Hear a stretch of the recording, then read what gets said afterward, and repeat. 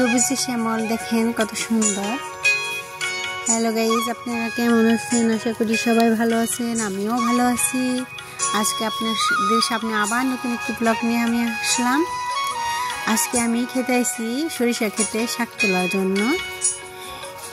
এটাকে আপনাদের এখানে কি বলে, এই শাকের নাম আমাকে একটু বলবেন। আমাদের এখানে লেটকা শাক বলে। এই শাকটা খেতে অনেক মজা।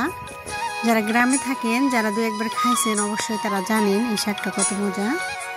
এই যে বাড়িতে এসে দেখেন আমি চুলাটা নেপে দিতেছি। চুলার মধ্যে অনেক ঝোল পড়লে কালো হয়ে যায়, কালো হলে আমার ভালো লাগে না। আর আপনাদের যদি আমার ভিডিওটা ভালো লাগে, অবশ্যই লাইক, কমেন্ট, সাবস্ক্রাইব করবেন। আপনাদের নিজের আপন একজন মানুষ মনে করে আমাকে সাবস্ক্রাইব করে যাবেন। আপনাদের সাবস্ক্রাইবে আমি সামনের দিকে এগিয়ে যেতে পারবো। আপনারা যদি একটু সাবস্ক্রাইব করেন, আপনাদের কোনো ক্ষতি হবে না। আপনাদের বোন ভেবে একটা সাবস্ক্রাইব করে যাবেন যে ভিডিওটা দেখেন। আর যদি ভালো লাগে ভিডিওটা প্রথম থেকে শেষ পর্যন্ত অবশ্যই দেখবেন। আমি এই যে চুলাটা নেপে এখন দুপুরের রান্নার জন্য আসছি। আজকে সকালে রান্না করিনি। এখানে কিছু মশলা বাটবো, জিরা আর ধনিয়া। আমি সবগুলো মশলা সুন্দর করে বেটে নিব।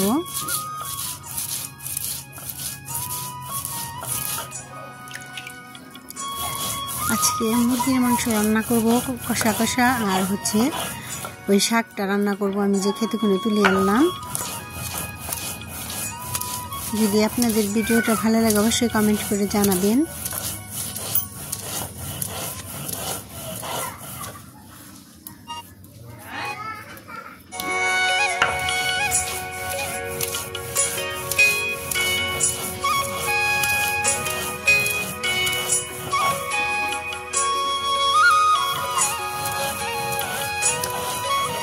এখানে আমার মশলাগুলো বাটা শেষ। আমি সবগুলো মশলা বেটে নিচ্ছি। এখানে আদা, রসুন, ধনিয়া, এখন কড়াইতে পেঁয়াজ কুচি, তেজপাতা, দারচিনি, এলাচ দিয়ে দিলাম। এখানে আমি পরিমাপ মতো তেল দিয়ে দিব। সরিষা ভাঙানো নাই, এই কারণে আধা কেজি সয়াবিন তেল আনা হয়েছে।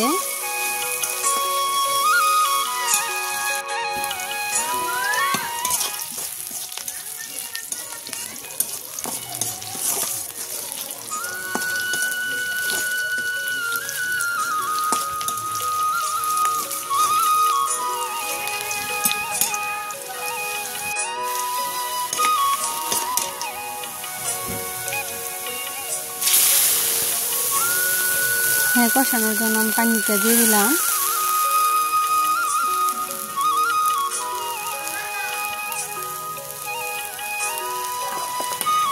এখন আমি সবগুলো বাটা মশলা দিয়ে দিব। রসুন বাটা, জিরা বাটা, ধনিয়া বাটা দিব,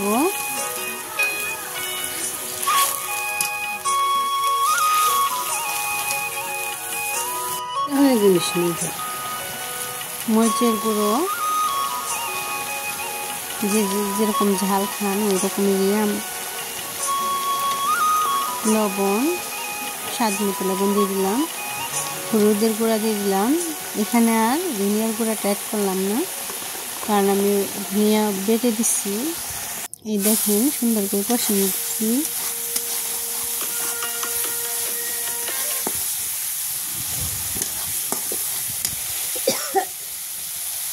মাংসটা দিয়ে দিলাম তেল ওঠার পরে। ভালো করে নেড়ে চেড়ে আমি মাংসটা ভালো করে কষিয়ে নিব।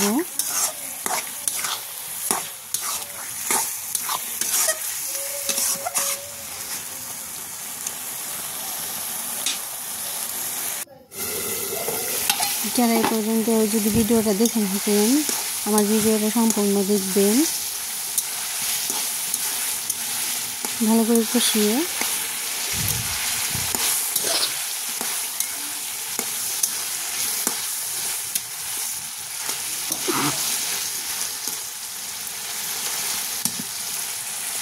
দেখেন তেল উঠে গেছে। এখানে কষাতে কষাতে একটু ঝোল দিয়ে দেবো।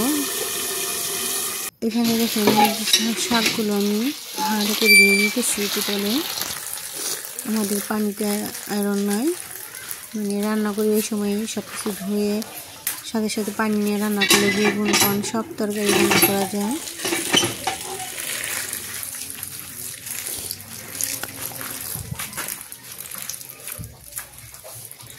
দেখেন মাংসটা প্রায় রান্না আমার শেষ, হালকা জল রাখবো কষা কষা। যে আমি নামিয়ে নিচ্ছি, শাকগুলো এখন আমি চড়িয়ে দেবো। এই শাকটা যারা খাইছেন তারা বলতে পারবেন এই শাকটা অনেক মজা। আমাদের গ্রামে শীতের দিনে হয়, সরিষা খেতে আলু খেতে আমরা তুলি।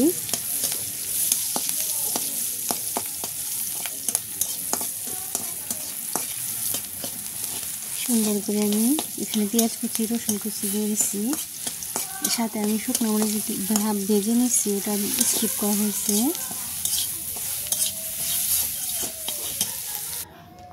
এই দেখেন এখানে আমি আমার রান্নাটা শেষ। যারা আমার ভিডিওটা সম্পূর্ণ দেখেছেন তাদেরকে অসংখ্য ধন্যবাদ।